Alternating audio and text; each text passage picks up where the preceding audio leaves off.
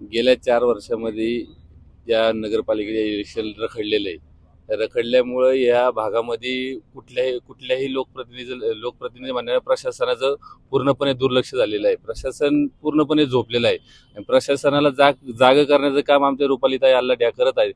गेल्या वेळेस हॉर्स रायडिंगच्या मैदानासाठी सुद्धा त्यांनी 15 दिवस उपोषण केलं. त्यानंतर प्रशासनाने ते नागरिकांसाठी ते मैदान खुलं करण्यात आलेलं आहे. त्याच प्रकारे ह्या वेळेस पण ह्या रस्त्याचे कामं रस्त्याला यायला जायला ट्रॅफिक एवढ्या मोठ्या प्रमाणात होत असल्यामुळे ना खूप मोठ्या प्रमाणात त्रास होतो सामान्य नागरिकांना. शाळेला जायला उशीर होतो, कामाला जायला उशीर होतो.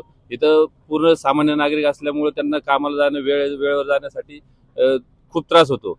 ह्या गोष्टीसाठी ह्या प्रशासनाने हे लक्ष दिलं पाहिजे. प्रशासन ह्या बाबतीत एकदम झोपलेलं आहे. प्रशासनाला जागा करण्याचं काम रुपालीताई करत आहे. चांगली गोष्ट आहे. रुपालीताईंच्या माध्यमातून हे काम व्हावं हे आमची अपेक्षा आहे.